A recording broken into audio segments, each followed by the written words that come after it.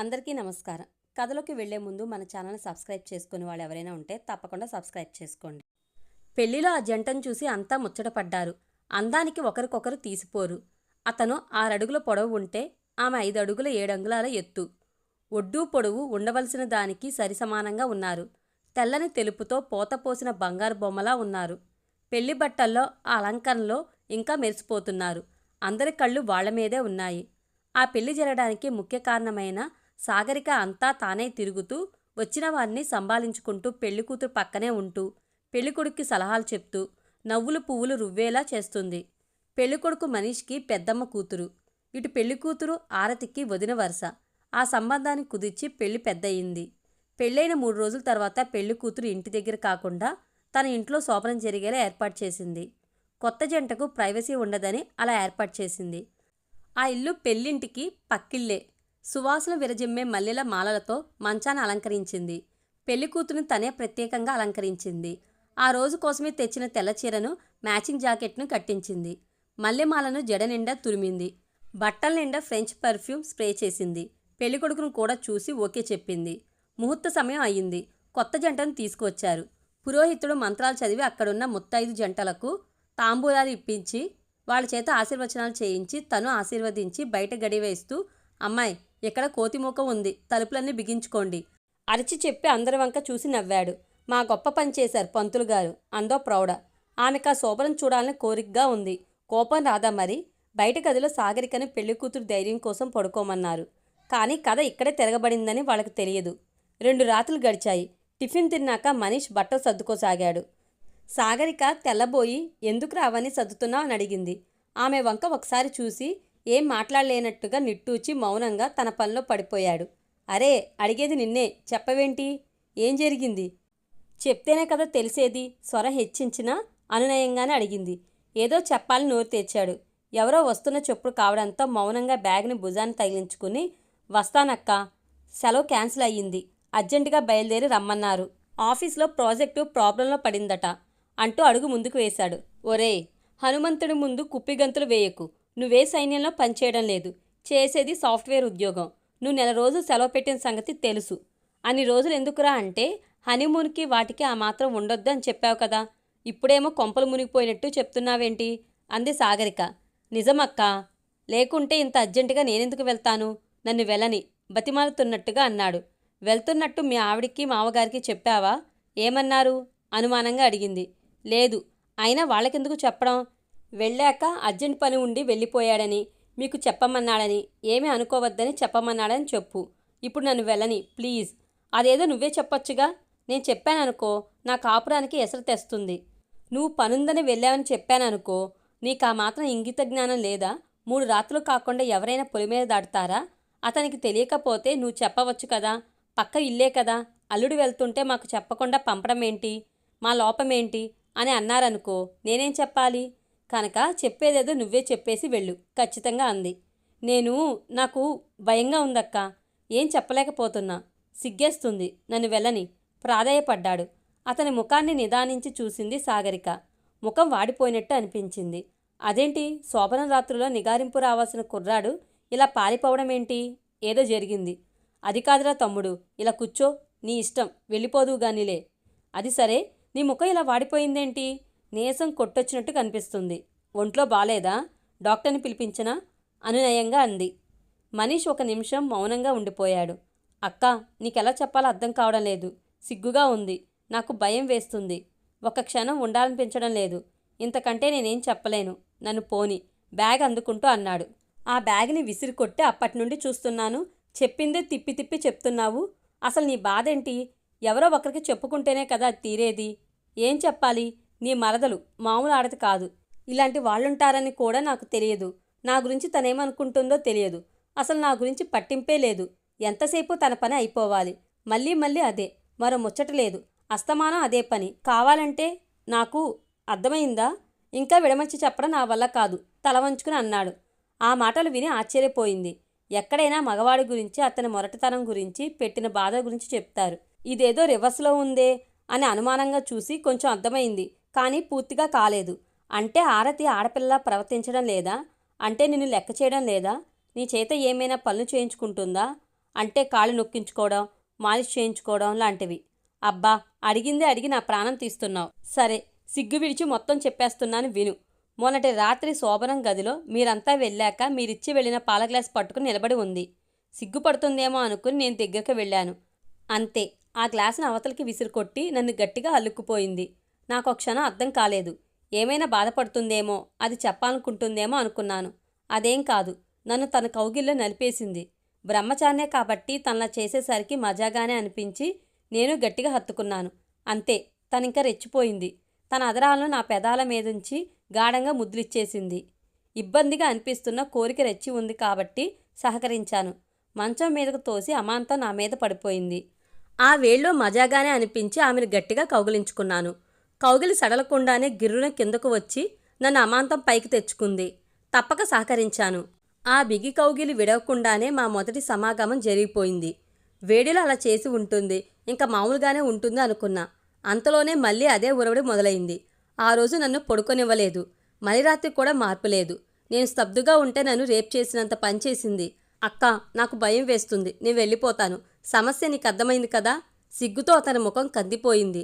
ఆ మాటలు విని చలనం లేనట్టు ఉండిపోయింది. ఇదేమీ వింత శోభనం, ఇలా కూడా జరుగుతుందా? ఆరతి మామూలుగానే ఉంటుంది. తనలో ఇంత వాంఛ ఉన్నట్టు ఏనాడు గ్రహించలేదు. ఎంత ఉంటే మాత్రం ఒక మగవాణ్ణి భయపెట్టేంతనా? షాకింగ్గా అనిపించింది ఆమెకు. మనిషి చెప్తున్నది ఎంతవరకు నమ్మవచ్చో అర్థం కాలేదు. ఒకరి మాటతో న్యాయం జరగదు. ఆరతితో మాట్లాడాకే ఏదైనా నిర్ణయం తీసుకోవాలనుకుంది. అలాగే వెళ్దుగానిలే, నువ్వు చెప్పింది వింటే ఘోరం అనిపిస్తుంది. మంచివాడి కాబట్టి రెండో రాత్రి కూడా చూసావు. అదే మీ బావ అయితే ఆ రాత్రే పారిపోయేవాడు. పాపం, నీలో నువ్వు ఎంత బాధపడ్డావో. నిజమేలే, ఇది ఎవరికీ చెప్పుకునేది కాదు. 4 లోపు సిటీకి బస్సులు లేవు. ఎలాగోలా గడుపు. బస్టాండ్లో కూర్చుంటే చూసేవాళ్ళకి బాగోదు. నేను పంపిస్తానుగా, నా మాట విను అని బుజ్జగించి అప్పటికతని ప్రయాణాన్ని ఆప్ చేసింది. అతి ప్రయత్నం మీద ఆగాడు. సాగరిక ఆరతి గదికి వెళ్ళింది. అలసట తేరినట్టు ఇంకా పడుకునే ఉంది. ఆ ముఖంలో ఎంతో తృప్తి. అసలే అందమైన ముఖం మరింత అందంగా కనిపించింది. పక్కనే ఉన్న గ్లాసులోని నీళ్లను ముఖాన కొట్టింది. ఉలిక్కిపడి లేచి కోపంగా చూసింది. లే, అవతల కొంపలంటుకుంటున్నాయి, అర్జెంటుగా మాట్లాడాలి, నాతో రా అంటూ బరబరా తన ఇంటికి లాక్కుని వచ్చింది. ఏమిటి వదినా ఇది? ఎందుకింత కోపం? నేనిప్పుడు ఏం చేశానని? నిజంగానే కోపమా లేక ఏదైనా తమాషానా? అయోమయంగా అంది ఆరతి. నీకు తమాషాలాగుంది. 3 రోజులు ముచ్చట తీరకుండానే అవతల నీ కాపురం కూలిపోయేలా ఉంది. ముందు నిద్రమత్తులోంచి పూర్తిగా బయటకురా. చెప్పేది పూర్తిగా విను. విన్నాక జరిగింది ఇదేనా ఇంకోటా అని మాత్రం చెప్పు చాలు అంటూ ఆ 2 రాత్రులు ఆమె ప్రవర్తించిన తీరు గురించి చెప్పి జవాబు కోసం చూసింది. ఓ సీదా, దీని గురించే ఇంత ఇదయ్యేది? నిజమే, అయినా గదిలో జరిగింది నీకెలా తెలిసింది? కొంపతీసి ఎక్కడైనా కన్నం పెట్టి మొత్తం చూసేశావా ఏంటి? అనుమానంగా అడిగింది. జరిగిన దాంట్లో ఏ తప్పు కనిపించినట్టు ఆమె మాటలో ధ్వనించింది. నిజమా? అలా ఎందుకు చేశావు? అలా చేయమని నీకెవరైనా చెప్పారా? నీకే అనిపించిందా? భార్యాభర్తలు మీలా ఉండరని ఉండకూడదని నీకింతకాలం తెలియదా? అనుమానంగా అంది. ఏమో, గదిలోకి పోయాక ఎలా ఉంటారో నాకెలా తెలుస్తుంది? నాకు మాత్రం ఇలాగే ఉంటారని తెలుసు. ఇందులో ఏం తప్పు లేదని కూడా తెలుసు ధీమాగా అంది. ఆ అమాయకత్వానికి ఆశ్చర్యపోయింది. అలాగే ఉంటారని, ఉండాలని, ఉండొచ్చని నీకెలా తెలుసు? బామ్మ చెప్పింది. నిజమే వదినా, బామ్మే చెప్పింది. కావాలంటే అడుగు. నేను నా 11వ ఏటనే పెద్ద మనిషి అయ్యాను. మరో 2 ఏళ్లకు మగాళ్ల మీద మనసు పోయేది. ఎవరు అందంగా కనపడితే వాళ్ల గురించి బామ్మకు చెప్పి అతన్నే పెళ్లి చేసుకుంటానని చెప్పేదాన్ని. దానికి బామ్మ బుజ్జగిస్తూ, పిచ్చిదానా, దారంటా పోయేవాళ్ళని మొగుళ్ళంటే నీకసలు మొగుడే రాడు, నీ కోరిక తీరదు. అందుకని పెళ్లి చేసుకున్నాక వీడు నీ మొగుడు కనుక నీ ఇష్టం వచ్చినట్టు వాడి మీద చెలరేగిపో అని చెప్పేది. అదే చేశాను, తప్పేముంది? ధీమాగా అంది. అయ్యో, బామ్మ నీ కొంప ముంచేసిందే ఆరతి. ఈ కాలం పిల్లలకు ఏం చెప్పక్కర్లేదని నేను పట్టించుకోకపోవడం ఎంత తప్పయిందో ఇప్పుడు తెలుస్తుంది. నీ దెబ్బకి జడిసి నీ మొగుడు ఉదయమే పారిపోయాడు. ఇక నీ ముఖం చూడనన్నట్టే ఉత్తరం రాశాడు. నీ గతేంటో? ఆ మాటలు వినగానే నిశ్చేష్టిత అయింది. అతను అలా ఎందుకు చేశాడు ఇప్పటికీ అర్థం కాలేదు. నేనేం చేశాను? ఆయన అలా ఎందుకు చేశారు? ఆందోళనగా అంది. ఎందుకా? గదిలోకి వెళ్ళాక నువ్వు మగదానిలా అతను ఆడవాళ్లా మారిపోతున్నారట. అందుకు అర్థమవుతుందా? మగవాడు మగువను లాలించాలి, కానీ నువ్వతన్ని లాలిస్తున్నావు. మగాడు ఆడదాని సిగ్గును పోగొట్టి దారిలోకి తెచ్చుకుంటాడు. నువ్వతన్ని సిగ్గుపడేంత దూకుడుగా కౌగిలించేసుకుంటున్నావు. మగాడు మన అదరాలను సున్నితంగా చుంబించి ముగ్గులోకి దింపుతాడు. నువ్వతని పెదాలు నలిపేసి మీదకు లాక్కుంటున్నావు. స్త్రీ తనకు అనుకూలంగా మార్చుకోవడానికి మగాడు చాలా ప్రయత్నిస్తాడు. అలా లొంగ తీసుకోవడం అతని అహానికి సంతృప్తినిస్తుంది. ఆ అవకాశమే ఇవ్వకుండా అడ్వాన్స్ అయిపోయావు. నీకు మజాగా ఉందేమో, కానీ అతనికి తన మగతనం మీద అనుమానం వచ్చేసి పారిపోయాడు. ఇంక నీ కర్మ అనుభవించు నిరసనగా అందామె. ఒక్కసారిగా ఏడుపు ముంచుకొచ్చింది ఆరతికి. అప్పటికే మనీష్ని మనసు నిండా నింపేసుకుంది. ఒక్క క్షణం కూడా వదలలేని స్థితికి వచ్చేసింది. తన మోటుతనం గురించి పారిపోయాడంటే నలుగురు ఏమనుకుంటారు? వాళ్ళనుకోవడం తర్వాత. ఇప్పుడు తన బతుకేంటి? ఇంతసేపు ధీమాగా ఉన్న ఆరతి వెక్కి వెక్కి ఏడవసాగింది. ఏడుస్తూనే, వదినా తప్పైపోయింది, నువ్వైనా ఇలా చేయకూడదని చెప్పి ఉండవలసింది.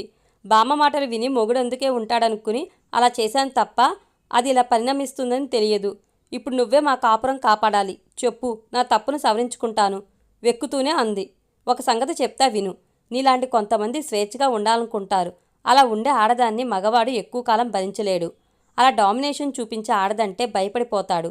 ఎందుకు పనికి రాకుండా పోతాడు. ఎంత కోరిక ఉన్నా మనం మన హావభావాల ద్వారా వ్యక్తపరచాలి తప్ప రేప్ చేసినట్టు ప్రవర్తించకూడదు. చేస్తే ఇదిగో ఇలాగే ఉంటుంది. మగవాడి నుండి ఎంత కోరుకుంటామో అంత మోజును అతనికి మనమే కలిగించాలి. అందుకు రకరకాల మార్గాలు. కొందరు రుచికరమైన వంటతో, కొంతమంది అనుక్షణం చేయూతనందిస్తూ, మరికొంతమంది అభిసారికలా అలంకరించుకోవడం చేస్తారు. ఇంకా ఇలా చాలా ఉన్నాయి. అప్పుడే ఆ పురుషుడు ఆ స్త్రీకి తన సర్వస్వాన్ని అర్పించాలని చూస్తాడు. నువ్వలా ఉంటానంటేనే అతన్ని బతిమాలి తిరిగి పిలిపిస్తాను. కాదు, నా దారి నాదే అంటావా? నీ ఇష్టం తేల్చి చెప్పేసింది సాగరిక. అయ్యో వదినా, భయపెట్టకు. నువ్వు చెప్పినట్టే చేస్తాను. అన్నీ నేర్చుకుంటాను. నాకు నా మొగుడు కావాలి. మనిషి లేకుండా నేను బ్రతకలేను. ప్లీజ్ వదినా ఏడుస్తూ అంది. సరే, నా ప్రయత్నం నేను చేస్తా. అతన్ని ఎలాగైనా ఒప్పించి రప్పిస్తాను. నేను ఎలా చెప్తానో అలాగే చేయాలి, తెలిసిందా? హెచ్చరికగా అంది. బుద్ధిగా తల ఊపింది ఆరతి. ఆ రాత్రి ఇద్దరికీ చెప్పవలసిందంతా చెప్పి దగ్గరుండి గదిలోకి పంపింది. బుద్ధిగా కొత్త పెళ్లి కూతుర్లా పాల గ్లాసుతో నిలబడింది ఆరతి. మనీష్ భయంగా వచ్చి గ్లాస్ అందుకుని పాలు తాగి ఆమె భుజం మీద చేయి వేసి పడక దగ్గరకు తీసుకుని వచ్చాడు. మిగిలిన పాలు తాగి పక్కన కూర్చోమన్నట్టు చెప్పడంతో అతని పక్కన కూర్చుంది. అతని చెయ్యి ఆమె వీపు మీద నుండి జారి సన్నని నడుమును నెమ్మదిగా ఒత్తింది. ఆ ఒత్తిడి ఆమెకు కొత్తగా అనిపించింది. మనసు తుల్లిపడింది. వడలు జలధరించింది. నడుమును 2 సార్లు సవరించి భుజం మీదుగా చేయి వేసి ముఖాన్ని తన వైపుకు తిప్పుకుని నుదురు మీద, నాసిక మీద, చుబుకం మీద ముద్దులు కురిపిస్తూ ఆమె అదరాల మీద పెదాల్ని ఆంచాడు. ఆరతి నిజంగానే రతీదేవైంది. మగవాడి చొరవ ఇంత మధురంగా ఉంటుందని ఆమెకు ఇప్పుడిప్పుడే తెలుస్తుంది. ఆ తన్మయత్వంలో మెలికలు తిరగసాగింది. మధురమైన ఊర్పులు ఆమెకు అర్థమవుతుంది.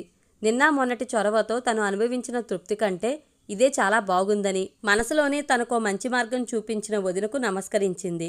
ప్రకృతి పురుషుల సమాగమం పున్నమి వెండి వెన్నెల్లో జాలువారుతున్న వేళ ఆ కొత్త జంట యవ్వన మధురిమలను మత్తుగా అనుభవిస్తూ పల్లవిస్తున్నారు. వారికిప్పుడు జగమంతా రసమయంగా అనిపిస్తుంది.